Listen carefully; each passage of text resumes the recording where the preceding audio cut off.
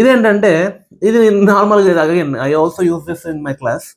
Mnemonics చాలా అయిన ఉంటారు మీరు కూడా, నిమోనిక్స్ అని చెప్పి.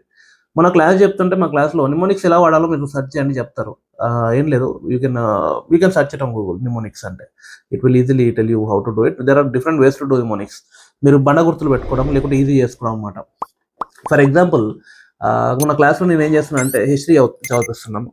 దానిలో ఎల్లోరా, అజంతా, ఖజురహో వీటిని ఎలా గుర్తుపెట్టుకోవాలంటే దీనిలో ఇక్కడ ఏ రిలీజన్ ఎక్కడ ఇన్ఫ్లుయెన్స్ అయి ఉందా అని చెప్పి వీ హావ్ స్పోకెన్ అడిగినాను క్వశ్చన్. సో అందరూ గుర్తు చేసుకోవడానికి ట్రై చేస్తున్నారు.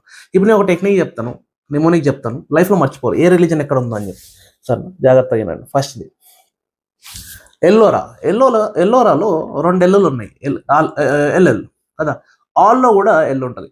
సో ఏఎల్ఎల్ ఉంటుంది. సో ఆల్ ఎల్లోరా 2 మ్యాచింగ్ అయితేనే 2 ఎల్స్ ఉన్నాయి. సో ఆల్ అవుతాయి. హిందూయిజం, జైనిజం, బుద్ధిజం ఉన్నాయా చెక్ చేసుకోండి. ఎల్లోరా 3 ఉంటాయి. You will find 3 religions in Ellora. Okay. అజంతాలో ఏముంటుంది అంటే ఏ తర్వాత ఏమొస్తుంది, బి వస్తుంది. So only Buddhism. You will never forget it. Go and check. A తర్వాత బి వస్తుంది. You will never forget. ఖజురహోలో స్పెల్లింగ్లోనే 2 ఉన్నాయి. ఏమున్నాయి? హెచ్ ఉంది హిందూయిజం, జే ఉంది జైనిజం, బి ఉందా? లేదు. సో హిందూయిజం, జైనిజం ఈ 2 ఉంటాయి. This is it.